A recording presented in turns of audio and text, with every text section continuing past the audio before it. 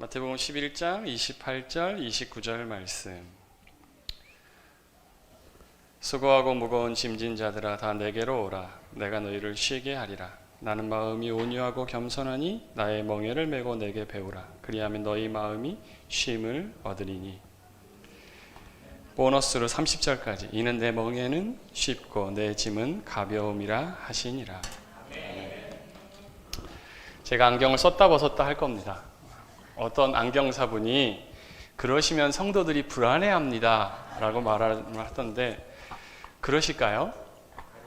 그러실 이유는 없고 그냥 외모가 좀 이상해졌다가 조금 볼만하다, 좀 말이 이상하지만 그렇고. 먼저 한 가지 체크할 게 있습니다. 오늘 이 설교가 녹화가 되나요? 아유, 그러면은 우리 이정아 목사님 얘기는 그만 조금만 안 해야겠네요. 아유, 조금 하려고 그랬더니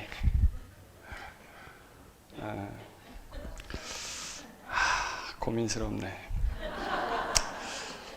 네. 우리 이정아 목사님 참 훌륭하십니다. 그러나 제가 조금 저랑 안 맞는 면도 분명히 있습니다.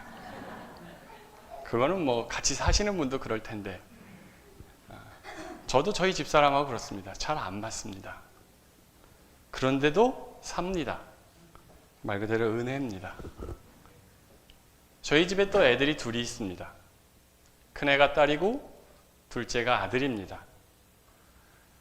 딸은 어찌어찌 강대를 졸업했고 아들은 지금 군대를 가서 곧 이제 10개월 정도 지났습니다. 이제 뭐 그런 여러 가지 사정 속에 저는 저희 아이들에게, 저희 집사람에게, 그리고 저희 성도들에게 가능하면 온유하고 싶어 합니다.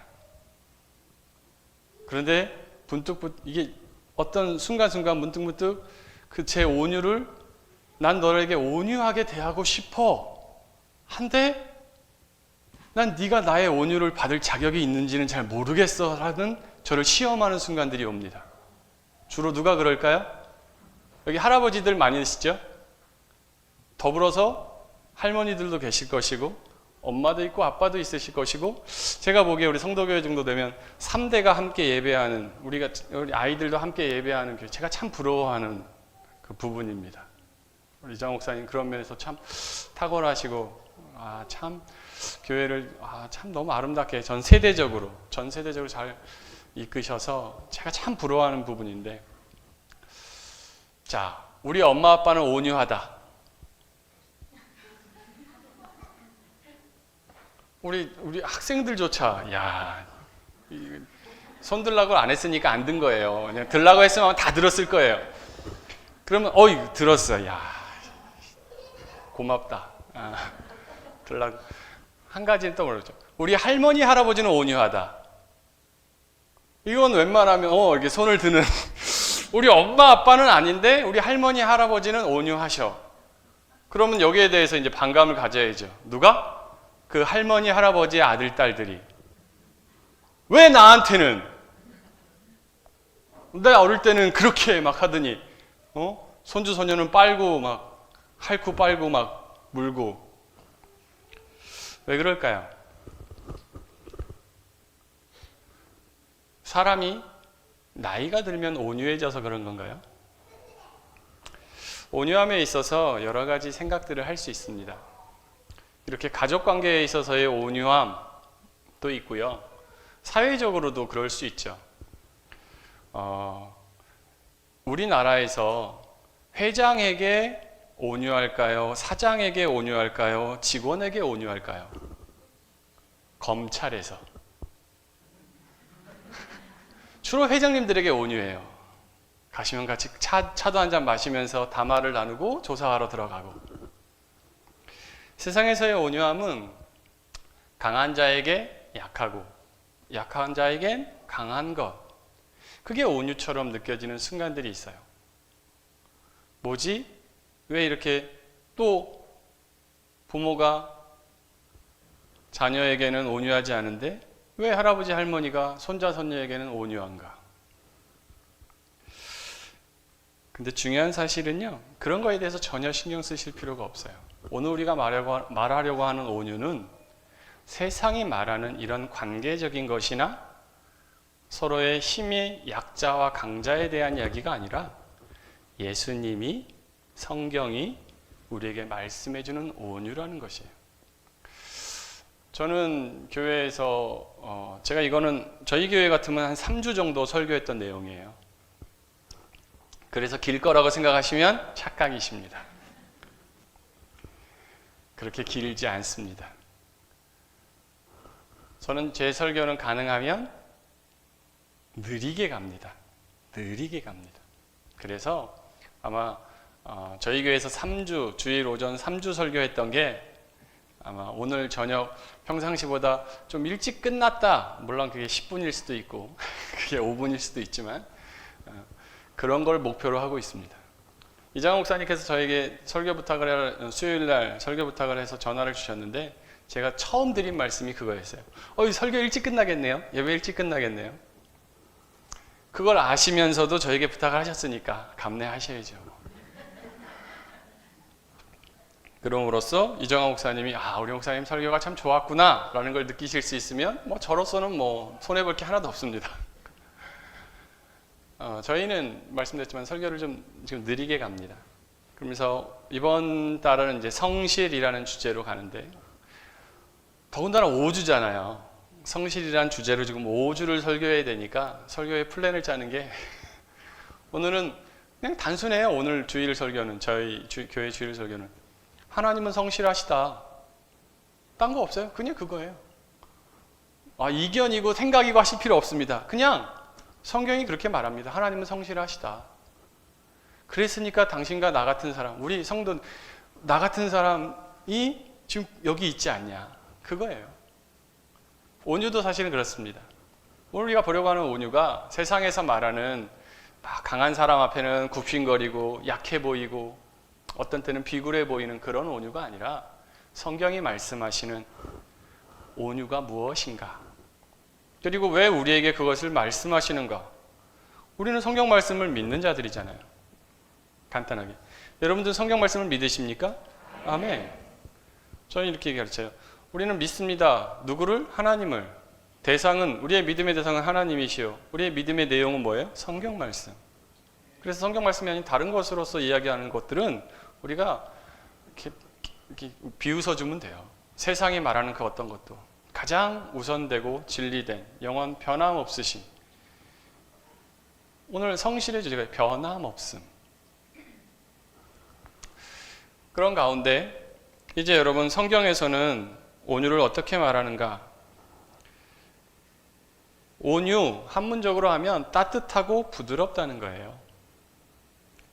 근데 정말 성경에서 온유를 그렇게 말하는가를 보면 온유에 대한 좀 더 어원적이고 근원적인 해석을 찾아봐야죠. 먼저는 신약성경 헬라어에서는 프라우스라고 해서 온순하다, 착하다, 순하다 이렇게 우리가 보통 생각하는 것과 동일한 비슷한 그런 뜻을 가지고 있습니다. 근데 구약 성경에 나오는 히브리어로 들어가면 이게 좀 달라져요. 기본형으로 해서 히브리어는 이렇게 변형으로 주로 뒤에나 앞에 어떻게 붙느냐에 따라서 조금씩 변형이 되니까 그 기본형이라고 해서 아나라는 단어인데 그래서 아나빔이라고 하면 온순한 사람 이러고 아나 그러면 온순이라는 뜻인데 이 히브리어에서의 온순이라는 아나는 고난당하다, 고통받다, 괴롭힘받다라는 것이에요. 좀 이상하지 않나요?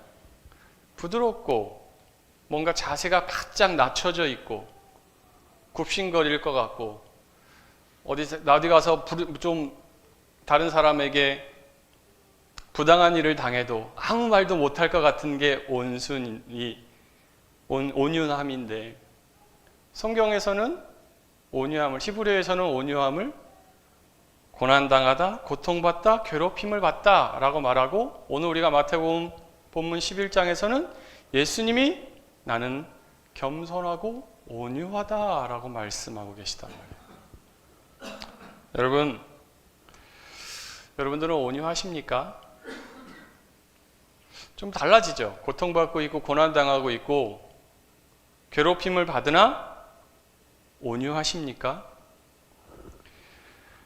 우리는 하나님을 믿음으로 그리고 하나님으로 말미암아 하나님 때문에 하나님 덕분에 배우고 커져가며 성숙한 마음으로 온유하여져야 합니다. 그래서 여기서의 포인트는 이겁니다. 너는 누구에게 어디까지 온유할 수 있냐?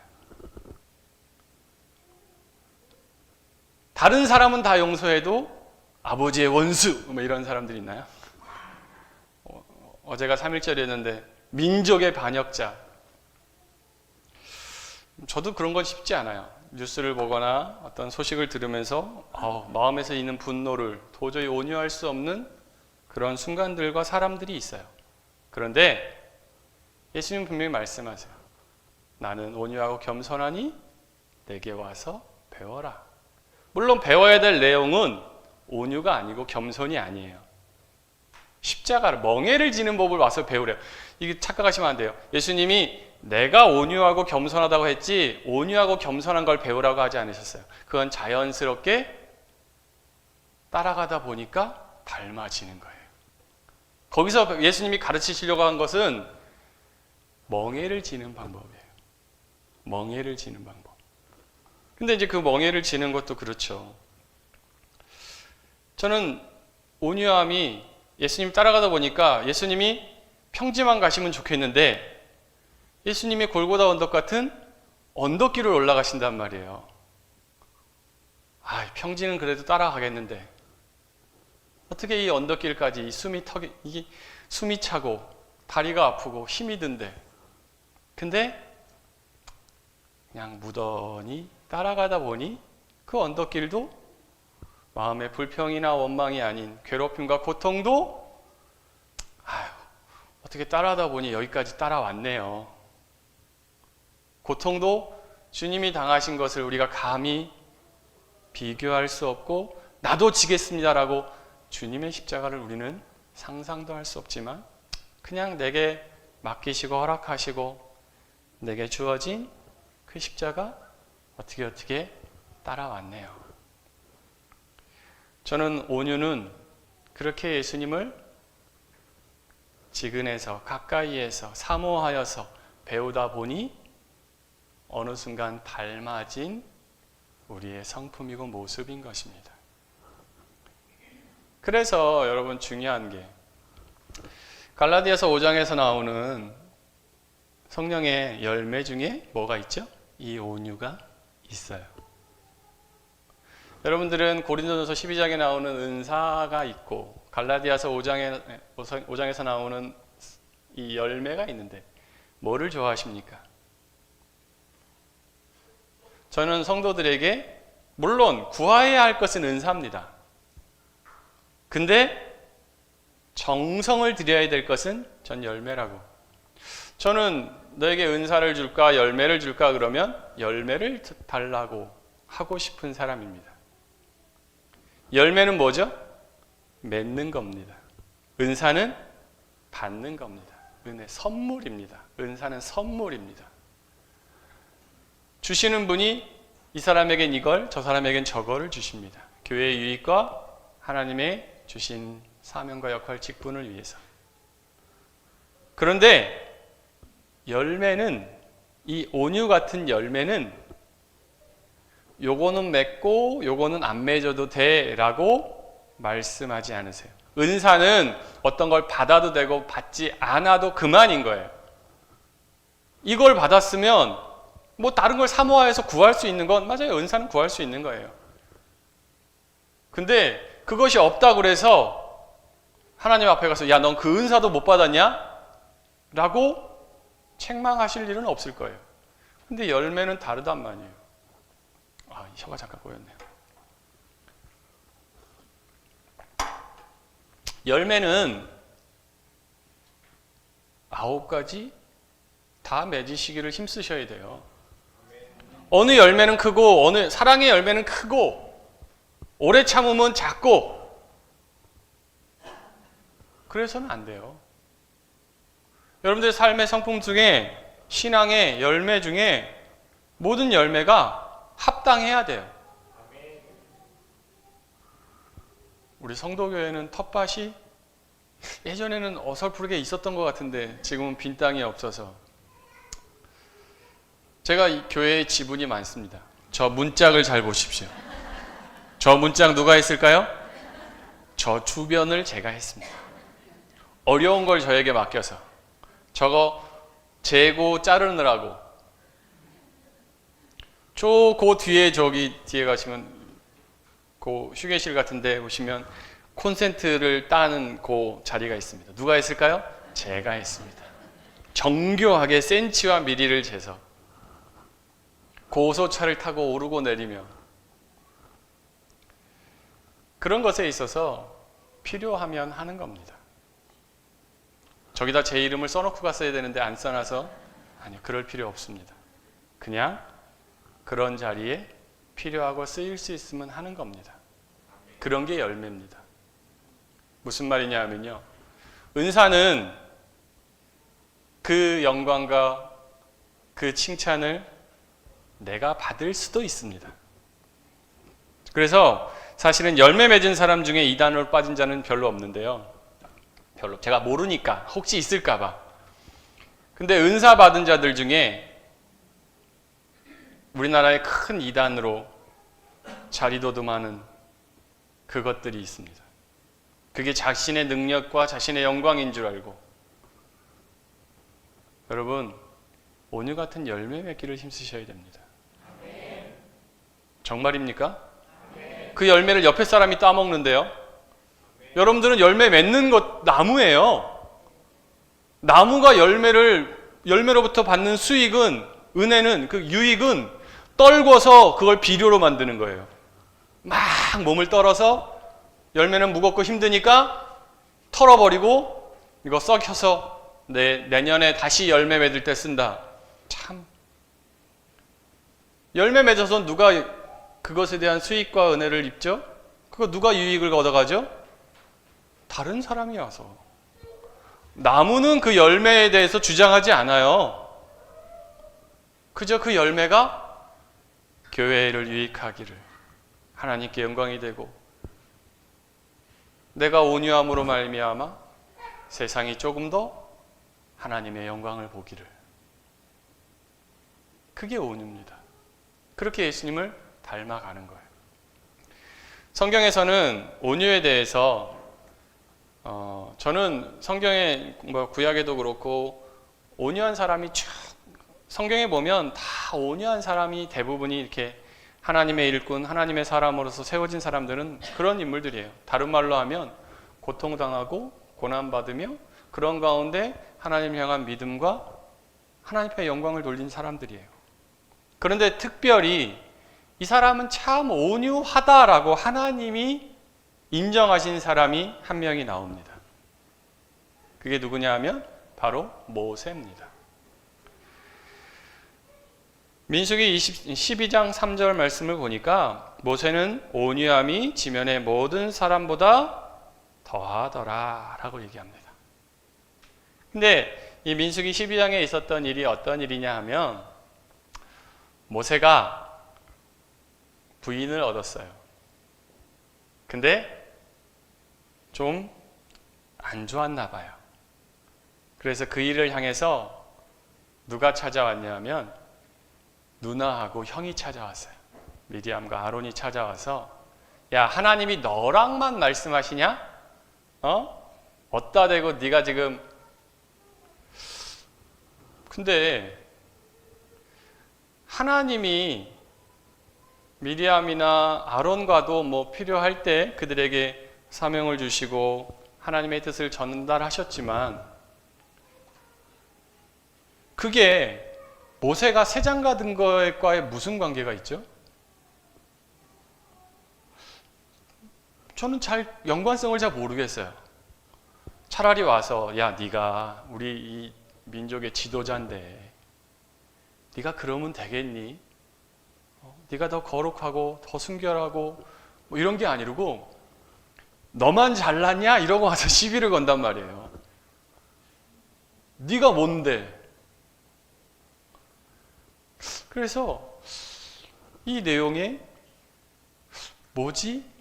웬 모세를 고난과 고통으로 흔드는 자, 왜 미리암과 아론이 그에게 고통을, 고난을, 괴롭힘을 주고 있지? 그때 모세가 드러낸 능력이 바로 온유예요. 그래서 하나님이 뭐라고 말씀하시냐면 모세는 지면의 모든 사람보다 온유함이 더하더라. 그래서 미리암은 피부병 걸려서 쫓겨났다가 모세가 하나님 용서해 주세요 하니까 그래도 시간이 지나 다시 회복되어서 치유함 받고 돌아오게 되고, 거기에 대해서 근데 이 괴롭히는 자, 고통 주는 자로 미리암과 아론이 모세에게 찾아왔는데 그 부분에 있어서 모세는 아무런 말도 안 해요. 누가 나서시냐면 하나님이 그냥 나서시는 거예요. 그리고 하나님이 모세를 향해서 주시는 증거는 그는 온유한 사람이다라는 거예요. 너희는 그를 고통 주고 괴롭히지만 모세는 너희를 온유함으로 대하였다. 사실은 모세 같은 사람 참 온유한 사람입니다. 그가 지금 광야에서 80세가 넘어서 광야에서 민족의 지도자라고 하지만 뭔 부귀영화가 있어요 그에게. 그런데 그가 당했던 많은 고난, 고통, 괴로움, 그는 정말 괴로운 사람이었어요. 너무너무 사는 게 힘들었어요. 이집트의 왕자로 40년을 살면서 호의호식했다고 생각하지만 우리 어제 3.1절처럼 민족을 빼앗긴, 민족의 정체성을 빼앗기고 민족이 괴로움을 당하고 있는 그 상황에서 모세는 괴로운 사람이었어요. 자신의 정체성, 하나님에 대해서 믿음을 알고 나서 그는 어떻게 해야 내가 이 민족을 살릴까? 괴로운 삶이었고, 그래서 어떻게 한번 해봤는데 이것도 제대로 잘 안 됐어요. 그래서 힘들고 어려웠죠. 그런 가운데 또 광야에서의 40년, 그냥 누가 그가 이집트의 왕자였을 것이라고 생각이 되겠어요.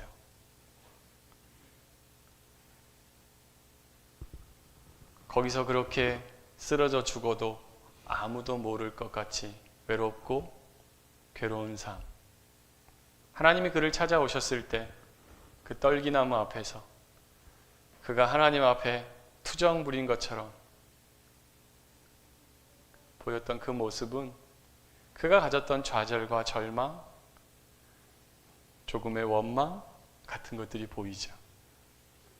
그는 참 그렇게 괴로운 삶을 살았던 사람입니다. 근데 저는 모세를 보면서 하나님이 참 그를 쓰시려고 이 모든 것을 그의 과거의 인생에서 참 그에게 필요 없었던 날은 하루도 없구나. 이집트의 왕자로 살았던 40년은 그 누구보다 그에게 필요한 법률적 지식, 정치적인 경험, 경제, 그리고 그가 치러야 될 모든 것에 대한 해박한 지식과 견문을 가지게 하였고, 광야에서의 40년은 이스라엘 백성 중에 요즘처럼 우리나라 여행이 자유로워서 오늘 어떤 분은 라오스도 가셨는데 부럽지는 않습니다. 저는 집구석이 좋습니다. 누가 부르면 솔직히 귀찮습니다. 가자고 자꾸 하시는데 그렇습니다. 그런 가운데 여러분, 이스라엘 백성들이 삶이 노예였고 정말 주어진 삶이,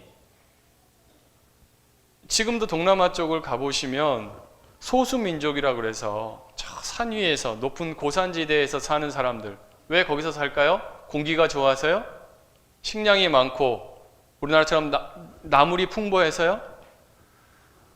도시로 내려오면 쫓겨나기도 하고 신분적인 아무런 보증이 없으니까 도시에 나와서 아무 일도 할 수 없기 때문이에요. 그런 가운데 그렇게 괴롭고 힘들게 사는 이집트에서의 노예 생활, 그들은 달랐을까요? 우리나라에서 산부인과에서 애가 잘못되면 그게 한 명일지라도 어마어마한 뉴스가 될 거예요. 근데 방금 낳은 자식이 아들이란 이유로 정부에서 뺏어간대요. 그리고 데려가서 보육하고 키워주는 것도 아니고 죽여버리겠대요. 그걸 뻔히 부모의 눈앞에서 아이를 뺏어가요. 근데 그거를 신음소리도 못 내고 반항하면 나머지 식구들도 더 큰 해를 입을 수 있어서 아무 말도 할 수 없었던 게 이집트에서 노예 생활하는 히브리 민족이었어요. 그랬던 이 민족을, 수십만을 하나님이 약속하신 가나안 땅으로 이끌고 가야 돼요. 그러면 누구라도 길을 아는 사람이 있어야 될 거 아니에요. 가이드가 있어야 되고 인도자가 있어야 될 거 아니에요. 모세는 40년간을 봄이면 저 윗지방에서부터 아랫지방에서부터 조금씩 날이 따뜻해지면 저 윗지방까지 풀이 나는 샘이 있는 곳을 찾아 광야를 제가 정확히는 모르지만 거기서 40년 살았으니까 40번은 넘지 않아도 꽤 수십 번 다녔을 거 아닙니까? 광야의 그 길을 누구보다 아는 사람. 그런 중에도 조금 딴 얘기 같지만 하나님이 내가 아는 길은 저쪽에 더 좋은 길이 있는데 하나님이 왜 홍해 바닷가 쪽으로 우리를 이끄실까? 하지만 하나님이 인도하시는 길이기에 그냥 따라갔던 믿음의 사람. 그런 가운데 백성들은 저 죽일 놈이 또 우리를 죽이려고 이곳으로 끌고 왔다고. 여러분, 다른 사람들에게 싫은 소리 듣는 거 정말 괴로운 일입니다. 오늘 근데 모세는 그런 순간순간과 많은 삶 속에서, 시간 속에서 얼마나 시달리고 괴롭힘을 당했는지,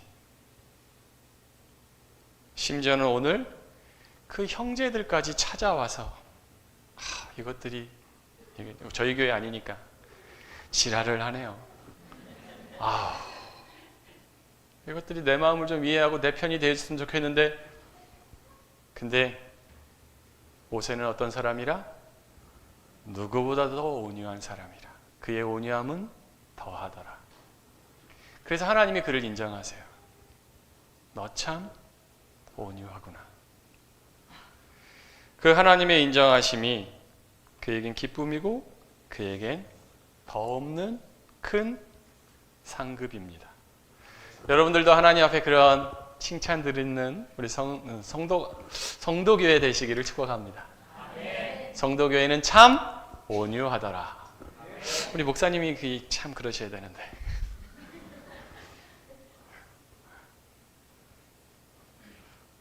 여러분, 근데 온유함에 있어서 모세가 그러면 모든 문제, 모든 상황에서 자기가 감당하고 짊어져야 될 문제에 있어서는 온유했던 사람이지만 그 온유함이 모든 것을 다 포용하고 모든 것에 있어서 그냥 부드럽게 따뜻하게 품어주고 그냥 그래도 되고 저래도 되고 이런 게 온유함은 아니란 말이에요. 무엇에 대해서는 그럴 수 없죠? 죄와 거짓, 이단과 세상의 더러운 것들을 향해서도 온유하란 뜻은 아닙니다. 모세는 무엇 앞에? 하나님 앞에, 하나님의 백성들을 향해서 온유했던 사람이지, 그의 앞에 있는 거짓과 우상, 이단을 향해서는 우리 하나님도 온유하신 하나님이십니다. 하지만 그 하나님이 또한 그 무엇보다도 죄를 미워하시고 거짓을 용인하지 아니하시는 하나님이십니다. 그러니까 온유함이 누구에게 어디까지라고 할 때 그것을 잘 살피셔야 돼요. 그래서 온유함은 이제 무엇 하는 것이냐 하면 주님을 닮는 것이고, 다른 표현을 하면 그것이 나도 저렇게 되고 싶어 라는 흠모함과 사모함으로 배우고 닮아가는 겁니다. 오늘 모세를 향해서 그는 온 지면의 누구보다도 그의 온유함이 더하더라 라고 하나님의 칭찬 들을 때까지 온유함의 열매와 온유함의 실력을 쌓아가고 키워가는 겁니다. 여러분, 그래서 저는 온유함은 실력이라는 생각을 해요. 어떠한 것도 나를 괴롭히고 나를 흔들고 나를 고통스럽게 하는 것도 내 온유함으로 감내하고 품을 수 있는, 그러나 거짓과 그릇되고 잘못된 것들을 향해서는 든든히 서서 그 모든 것을 내 온유함으로 받아낼 수 있는, 버텨낼 수 있는. 자, 이제 저희 교회 같았으면 2번은 끝났을 것 같은데, 이제 그런 가운데 성경에서 온유함에 대해서 인물편으로 다른 인물들도 사실 마찬가지예요. 성경에 나오는, 생각해 보십시오. 누구도 성경에 구약에 나오는 이 모세 이전 세대도, 특히 이전 세대 아브라함, 이삭, 야곱은 조금 얘는 좀 요셉, 다 어떤 사람이었죠? 온유한 사람이었어요. 누구로 덕분에? 하나님을 믿음으로, 하나님 덕분에. 그는 믿는 사람이기에 자기에게 온 부당한 일들을 온유함으로. 그래서 온유함에 있어서의 성경에서 제일 많이 하시는 말씀은 사실은 팔복이에요. 온유한 자 무엇을 얻을 것이라? 땅을 기업으로 얻을 것이요. 그런 인물의 가장 대표적인 게 이삭 같은 인물이에요. 하나님이 그는 참 온유한 사람이라 오늘 특별한 사건과 속에서 모세에겐 그렇게 딱 하나님이 증거해 주셨지만, 그냥 이삭 같은 인물은 그의 삶에서 그는 하나님의 백성으로 참 온유한 사람이었구나 라고 세상에서 인정함을 받은 사람이에요. 저희 춘천시찰에서 몇 해 전에 성지순례를 갔었는데, 그곳에서 이스라엘의 국립공원이 있어요. 근데 우리나라 국립공원이라는 것처럼 번듯하고 이런 거 없어요. 조그만 매점 하나 있고요, 매표소 하나 있고요, 화장실 하나 있고요, 그냥 무슨 나무 그래서 그늘 한 2개 있고요, 나머지는 허허 벌판 같아요. 거기가 어디였냐 하면 브엘세바였어요. 텔 브엘세바. 텔 언덕이란 뜻이거든요. 브엘세바는, 세바는 맹약, 7이란 뜻이 있고 브엘은 우물이란 뜻이 있어요. 이삭이 이스라엘 같은 나라는 거기 참 그 유적지 국립공원에 중요한 게 이렇게 계단이 있어서 흙돌 같은 거기를 이렇게 파놔서 계단을 만들어놨는데, 한 10몇 메다, 한 20m 가까이 내려가면 밑에 큰 저수조를 만들어 놓은 거예요. 파놓은 거예요. 그리고 가다 보면 또 중간에는 옛날 우리 우물처럼 이렇게 동그랗게 돌을 쌓아서, 그리고 깊이 파놓은 또 그런 모양의 우물도 있고, 물을 저장해 놓는 저수조도 있고, 몇십 톤의 물을 저장해 놓을 수 있는. 그래서 이스라엘은 샘이 나는 곳이 아니고, 우리 요셉이 팔려갈 때도 말라 있는 우물에 던졌던 것처럼 이렇게 돈이 좀 많고 인력과 돈이 있는 사람이 우물을 파는 거예요. 자기 우물을. 그래서 비가 오면 그곳에 물이 들어차고 그 물을 자기가 쓸 수 있는 권한을 갖는 거예요. 근데 이삭 같은 경우, 이 브엘세바라는 뜻이, 세바가 맹약이라는 뜻도 있고 7이라는 뜻도 있는데, 우물을 이렇게 파고 다니는데 이삭을 향해서 사람들이 배가 아픈 거예요. 흉년이 들어서 자기들은 한 해 흉년이 들어. 아휴, 내년에 잘하면 되지. 근데 또 한 해 흉년이 들어. 그럼 어떻게 해야 돼요? 그래, 요거는 정말 요건 씨앗으로 남겨놓자. 3년쯤 흉년이 들어요. 그러면 더 이상 먹고 죽을래도 양식이, 이 씨앗이 없어요. 그럼 어떻게 해야 돼요? 자식을 팔아서라도 가서 씨앗을 얻어오든지 빌려오든지 고리대금이라도. 그렇게 몇 년을 해도 흉년이 들어요. 그래서 안 되겠다. 아휴, 야, 이거 다시 비가 올 때까지 기다려서 농사 안 짓는 게 차라리 유익이다. 근데 이삭은 어떻게 해요? 하나님이 그에게 복을 주시사 그 해에 뿌린 씨앗에서 어마어마한 수익을 거죠. 지 땅도 아니고 어디 이방에서 온 참 굴러온 돌이. 여기는 성도교회는 오면 정착금 내야 되나요? 뭐 시골 어느 교회는 이런 거 발전기금도 내야 되고. 아니 이거 꼴 보기 좋겠어요? 밉죠. 그러니까 이삭이 우물을 파면 가서 돌을 던져서 메워버려요. 흙을 집어넣고. 근데 이삭은 오히려 그 종들은 아우, 우리 한번 저거 그냥 우리를 만만하게 보는데 한번 치받을, 가만히 있으면 안 됩니다. 근데 이삭은 아니다. 딴 데 가서 다시 우물 파고. 그렇게 해서 결국 사람들이 그 지역에 왕이 와서 그대는 참 훌륭하십니다. 우리가 당신을 고통스럽게 괴롭게 했는데도 당신은 이제 당신과 우리는 화친을 맺어 더 이상 이러한 분란과 괴로움이 없게 하겠습니다.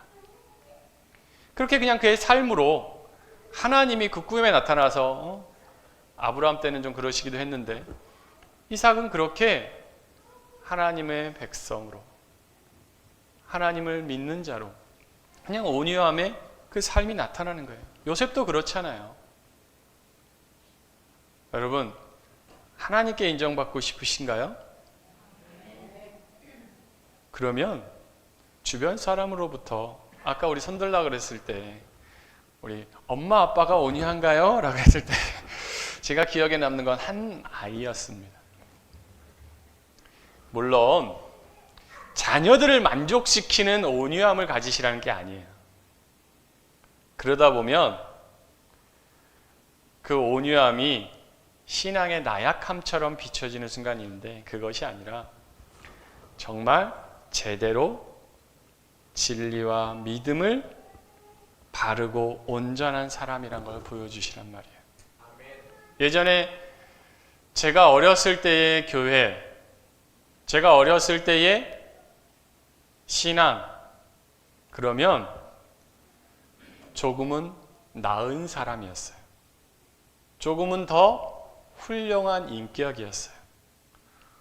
이 땅의 많은 믿음의 선배들이 개차반 같은 삶을 살다가 예수님 믿고 교회 다니고, 야, 어떻게 인간이, 저 인간이?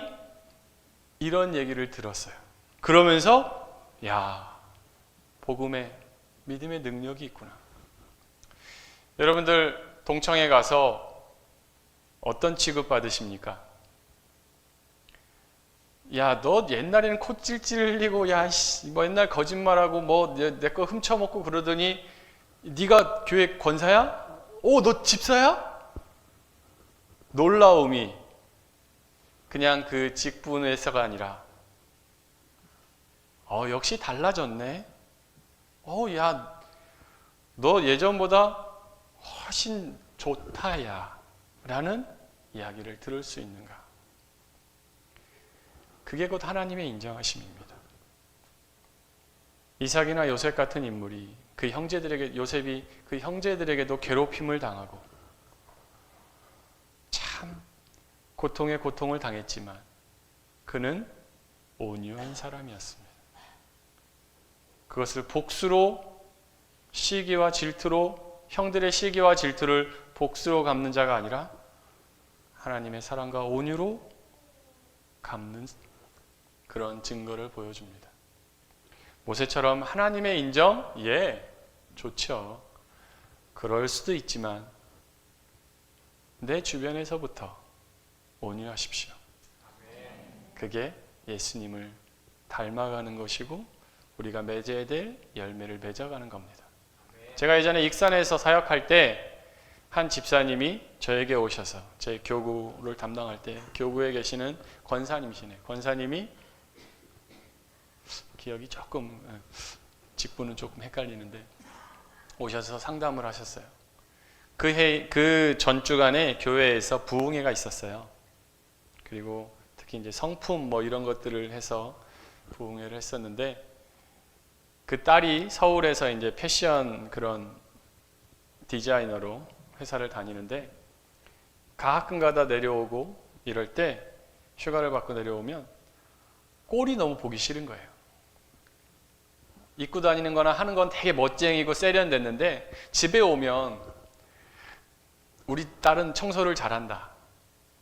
근데 그 딸은 안 그랬는지 하여간 엄마한테 너는 왜 집에만 오면 그러니 이러고 이게 막 잔소리와 막 이렇게 했던 거예요. 그런데 아니다.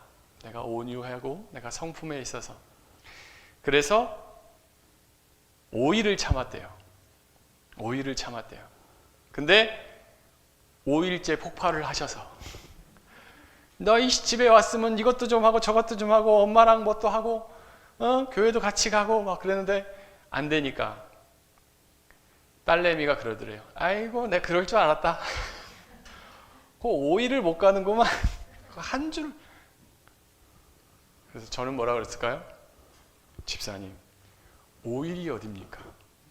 그 딸이 그 5일의 은혜를 알아야지. 그 딸이 아직 철이 없어서 진작에 등짝을 둘째 날 맞았을 등짝을 5일째 맞았으니 집사님 성공하셨습니다. 그렇게 온유함으로 조금씩 서가는 겁니다. 여러분 지금 조금 뭐 하십니까? 기억하십시오. 온유는 무엇이다? 열매다. 오늘 이제 봄이 되어서 싹이 조금씩 올라올까요? 큰일이에요. 올라오면 안 되는데. 왜냐하면 춥잖아요. 올라왔던 싹 죽어버리면 또 어떻게 또 꽃이 미쳐가지고 겨울에 개나리가 피고 봄에 벚꽃이 이틀 폈다가 죽어버리고 벚꽃 축제 다 죽어요. 그럼 그런 상황 속에서 열매라는 것 어떤 이들은 봤을 때 이게 아직 이파리고 그냥 꽃망울인 것 같은 순간도 있고 중요한 건요 그렇게 맺어가는 겁니다. 무거워서 떨어질 때까지 잘 익어서 내가 원하지는 않지만 새가 와서 먹을지라도 그렇게 키워가는 겁니다. 누구를 따라서요? 예수님을 따라서. 예수님은 본인 스스로를 온유하고 겸손하다고 말씀해 주셨어요. 중요한 거는 멍에를 지는 법을 배우는 것이지만 따라가다 보니 어느 순간 예수님의 온유함을 닮았네. 그리고 여러분들 걱정하지 마십시오. 몇 번 그 꽃이 폈다가 떨어질 수도 있고 요즘처럼 날씨가 이상하면 그게 시련이 올 수도 있죠. 중요한 건 그 열매 맺기를 포기하지 않는 겁니다. 계절을 따라 맺을 찬스와 기회가 올 때를 언제든지 준비하고 있는 겁니다.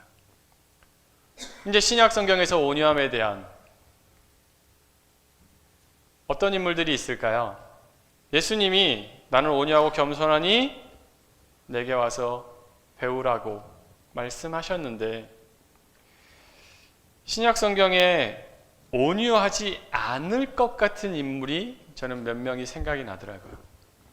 첫 번째가 베드로 같은 인물입니다. 베드로는 온유한 사람인가요? 아닌가요? 왜 다들 여기서 투표를 할까요? 민주주의를 결정할까요? 아니면 뭐 베드로는 사실은 온유한다고 말하기는 태생과 성품이, 그 삶이, 생애가, 그러니까 자라온 환경이 예수님 만나기 전에, 예수님을 만나고 나서도 저 사람이 온유한가? 가 의심스러운 사람이에요.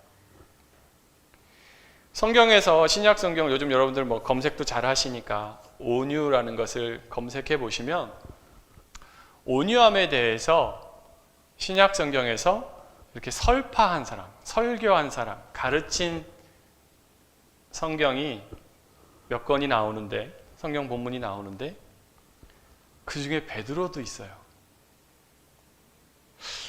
아니, 베드로가 그렇게 온유한 사람이 아니었던 것 같은데 어떻게 그가 베드로전서 3장 4절 말씀, 3장 15절 말씀에 오직 마음에 숨은 사람을 온유하고 안정한 심령에 썩지 아니할 것으로 하라 라고 말하며, 베드로전서 3장 15절에는 너희 마음에 그리스도를 주로 삼아 거룩하게 하고 너희 속에 있는 소망에 관한 이유를 묻는 자에게는 대답할 것을 항상 준비하되 온유와 두려움으로 하고, 복음을 전할 준비를 하되 복음을 전할 때 어떻게 전하라? 온유하게 전하라. 근데 베드로 같은 사람 온유하지 않잖아요. 성격, 베드로 그러면 딱 나오는 게 뭐예요? 다혈질. 조금 말하면 뒤끝은 없어도 거친 사람. 야, 난 뒤끝은 없어. 막 쏟아붓고 상처는 다 주고 대못은 다 받고, 아이, 나는 뒤끝은 없어. 자기가 뒤끝이 없지. 이 다혈질이잖아요. 막 사람 귀도 자르고 다 죽이겠어라고 막 칼을 휘두르고. 근데 그랬던 베드로가 복음을 전하되 온유함으로 준비해서 해. 파워와 힘있게 하라는 것이 아니라 오히려 온유함으로 너희 전할 것을 잘 준비하고 있다가 누구든지 뭐 할 수 있는, 품을 수 있는 온유함으로. 그가 저거 내가 감당하려면 귀찮고 불편하고, 교회 새 가족이 왔을 때 조금 귀찮아하는 교회들도 있을지 모르겠는데, 오늘 참 좀 특별했던 것은 주일 오전에도 우리가 어떤 성도가 와도, 누가 와도 교회는 감당할 수 있어야 됩니다 라고 말씀을 전했는데 5시쯤 교회에 누가 찾아오셨어요. 신앙 상담을 하고 싶다고. 그래서 근데 좀 술 냄새가 나시길래 술 한잔 하셨습니까? 저희는 이렇게 술을 드시고 오실 때는 신앙 상담이 안 되니까 다음에 술 드시지 않고 오시라고. 그랬더니 그러겠대요. 자기 세경으로 신앙생활한 지 20년 됐다가 5년 쉬었는데 다시 지금 교회를 정하고 다니고 싶다고. 근데 너무 그게 감사했어요. 아, 그래, 누구라도 보내주시면 온유함으로 품을 수 있어야지. 베드로를 하나님이 주님께서 그 온유함으로 품으셨던 거예요. 어디까지 참아줄 수 있을까? 저 사람이 나에게 언제까지 온유할까? 시험하지 마세요. 예수님한테는 아니어도 엄마한테는 맞아요.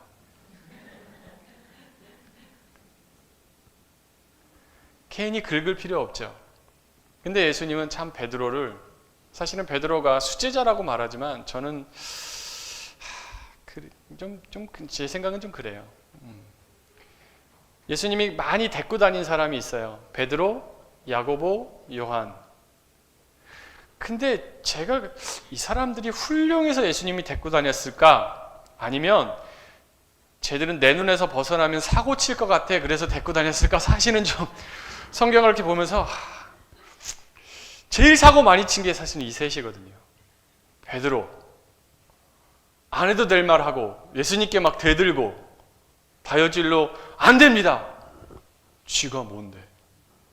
근데 예수님은 그랬던 베드로를 끝까지 쫓아가셔서까지 다시 끌고 오고 데려오셔서 야, 네가 좀 해야지 라고 맡기시고, 베드로도 그런 가운데 온유해진 거예요. 조금 말씀드렸던 사실은 또 한 명 누구냐면 바로 요한이에요.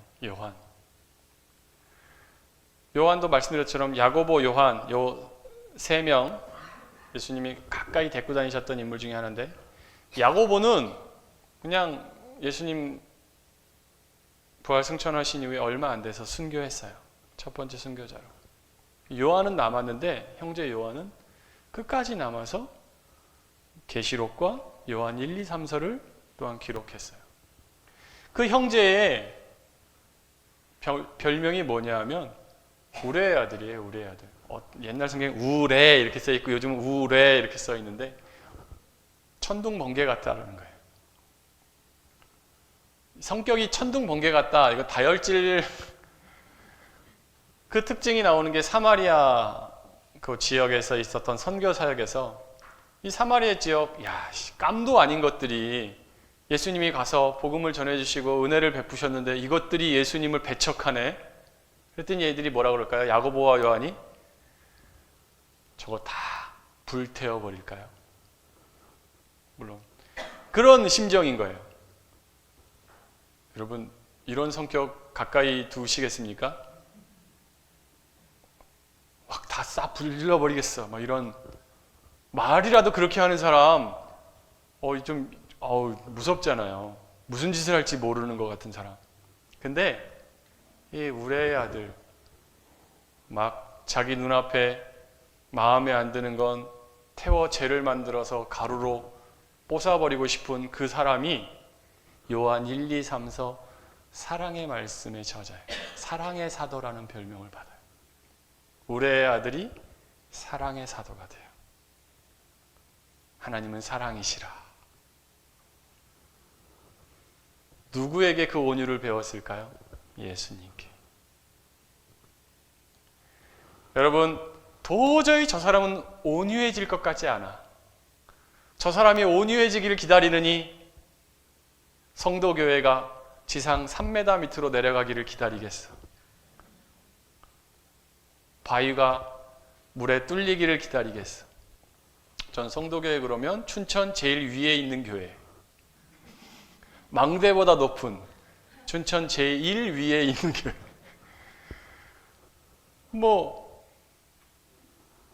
사람들의 가능성에 있어서 저게 될까 싶은데, 이곳에 이렇게 하나님의 성전을 이렇게 훌륭하게 하나님의 영광의 터로 세우셨잖아요. 누가 하시죠? 하나님이 하십니다. 온유함도 그래요. 베드로를 누가 온유하게? 하나님께서, 주님께서. 요한을 누가? 주님께서. 안 되면 끌어다가 붙잡아서라도, 안 되면 끝까지 살려서라도. 그리고 또 한 명의 인물이 바로 사도 바울 같은 인물이에요. 그는 베드로나 요한처럼 말만 한 사람이 아니에요. 스데반 집사님이 순교하시는 그 자리에 제가 가끔 전에 그 수련회 같은 거 가면 철로역정처럼 이제 코너 학습 같은 걸 할 때 어떤 때는 이제 순교자의 그런 거를 만들기도 하고, 어떤 때는 예수님이 가신 십자가의 길 그래가면서 이제 어릴 때 목수 아니면 태어나신 마국간 이런 것들을 하면서 이렇게 쭉 코너도 했는데, 그때 했던 것 중에 하나가 뭐였냐면 신문지를 이렇게 뭉쳐가지고 눈처럼 공처럼 뭉쳐갖고 한 사람씩 놓고 던져서 때리는 거예요. 맞는 사람 기분이 어떨까요? 이까짓 거. 신문지로 던져서 이게 때려도요 기분 나빠요. 맞으면. 그 안에다 가끔가다 야구공 같은 거 하나 집어넣으면 어떻게 될까요? 그런 거 한 대 맞으면요 숨이 안 쉬어지고, 옆구리 같은 데 맞으면. 근데 돌로 맞으면 어떨까요? 구람수제에서 100g 이상은 너무 위험해. 도 아니고 손에 집히는 200g, 300g짜리 던지면요 한 10대만 맞으면 거의 정신이 잃고 죽을 수도 있어요. 머리 같은 데 제대로 한 대만 맞아도 사실은 끔찍한 장면인 거예요. 근데 그 자리에 태연이 서서 야, 옷 다 나한테 맡겨. 그건 뭐냐 하면 살인을 사주하는 것과 같아요. 살인 교사. 여러분, 직접 어떤 범행을 저지르는 것도 범죄지만요, 그것을 뒤에서 주도하고 시킨 것도 그거 이상으로 우리나라는 벌을 주게 법이 세워져 있습니다. 바울은 그런 인물이었어요. 내가 보증할게, 죽여. 내가 다 책임질게. 돌 없으면 가서 뽑아라도 와. 그랬던 바울. 근데요, 그랬던 잔인한 바울, 예수님을 믿는 것으로 온 집안에 어린 아이부터 부모까지도 아기까지도 잡아다가 법정에 세우고 죄를 묻고 심판을, 심지어는 사형을 죽이도록 한 그가 고린도전서나 많은 말씀에서 보면 제일 온유에 대해서 많이 가르쳐요. 갈라디아서 6장 1절 말씀 보면 형제들아, 사람이 만일 무슨 범죄한 일이 드러나거든 신령한 너희는 온유한 심령으로 그러한 자를 바로잡고 너희 자신을 살펴보아 너도 시험을 받을까 두려워하라. 어떤 사람은 그의 과거를 꼬집을지 몰라요. 야, 네가 온유를 말하는 게 맞냐? 어떤 사람은 우리에게 말할지 몰라요. 야, 너 같은 사람이 무슨 교회 다닌다고. 그런데 절대 그런 말에 흔들리지 마십시오. 그래, 나 같은 사람도 신앙과 믿음으로 성도교회 덕분에 사람 됐다. 온유의 열매를 맺을 수 있게 됐다. 과거의 나를 네가 어떻게 볼지 모르지만 이제는 나는 다르다 라는 것을 보여줄 수 있으셔야죠. 바울처럼 악독한 분은 없으시잖아요. 최소한 바울도 변했는데, 바울도 예수님께서 어떻게 해든지 변화시키셨는데, 그 정도는, 난 바울 정도는 아니야. 그렇다고 해서 너무 늦게 하실 필요는 없어요. 할 수 있는 대로 빨리 여러분 온유하여 지시기를, 온유의 열매 맺으시기를 축복합니다. 제일 중요한 포인트는 이거예요. 예수님이 온유하시다. 나는 그 예수님을 믿고 따라가면 된다. 그렇기 때문에 포기하지 않는 거예요. 예수님이 난 모르겠고라고 포기하신 적 있나요? 예수님은 야, 너는 안 되겠다라고 우리를 밀쳐내신 적이 있나요? 아니잖아요. 그러니까 우리 모두는 온유의 가능성과 복을 가진 자들입니다. 이제 누가 와서 내 온유의 열매를 서리해 갈지라도 나에게는 땡전 한 푼의 이익도 되지 않을지라도 이제 우리가 춘천의 온유의 열매를 세상에 뿌려. 어제하고 며칠 전에 이마트에서 고기를 그렇게 싸게 팔았답니다. 저는 오늘 그 사실을 알았습니다. 어제 있었는데. 근데 알았어도 가지는 않았을 것 같아요. 근데 이 소식을 춘천에서 제일 온유의 열매와 따뜻하고 부드럽고 누구든 품어 결국에는 하나님의 사람으로 세우는 성도교회가 있대. 나는 그 증거와 그 영광이 하나님께 있기를, 여러분들로 말미암아 성도교회로 말미암아 하나님께 있기를 축복합니다. 아멘. 하나님, 우리의 마음이 너무 약합니다. 그리고 사실 세상이 너무 강합니다. 그러나 우리 하나님은 온유하시며 세상의 어떠한 광풍도, 세상의 어떠한 괴롭힘과 고통과 고난도 주님은 온유하심으로 다 이기셨음을, 이미 승리하셨음을 선포합니다. 이제 우리가 바라는 것은 세상이 우리를 미혹하고 현혹해도 그 승리의 깃발을 절대 포기하거나 놓치지 않게 하여 주시옵소서. 이 나라 이 민족도 하나님 그저 예전에 부흥이라는 사람이 많아졌다는 것을 자랑하는 것을 넘어서게 하셔서 많은 사람이 더욱 거룩하여 경건한 성령의 열매를 맺어가는 이 나라 되게 하시고 교회로 말미암아 이 땅에 진실한 하나님의 소망이 세워지는 놀라운 역사가 일어나게 하여 주시옵소서. 이 나라의 민족 정말 붙잡아 주시옵소서. 하나님 너무 혼란스러운 시대요 다 각기 자기가 옳다고 주장하며 오히려 교회를 향해서 거짓을 선동하는 시대입니다. 하나님 우리 자녀들 붙들어 주시어서 그 거짓에 속지 않게 하옵소서. 이제 곧 새 학기를 시작합니다. 하나님 그 세파에 그 광풍에 오히려 별과 같이 빛나며 하나님의 향기와 같이 아름답게 꽃피고 정말 세상에 하나님의 온유와 사랑과 열매를 자랑할 수 있는 부끄러움이 아닌 자랑스러운 우리의 자녀들 되게 하여 주시옵시고 하나님의 칭찬 듣고 사람들에게 참 사랑과 귀함을 받는 생명들 되게 하여 주옵소서. 성도교회 위에 이 크신 복과 모든 생명 위에 하나님의 뜻이 열매가 맺다가 떨어지는 일이 없도록 꼭 열매 맺어 하나님이 기뻐하시고 칭찬하시는 자 되도록 세워주시기를 허락하시기를 간절히 구하며 우리 주 예수님의 이름으로 기도하옵나이다.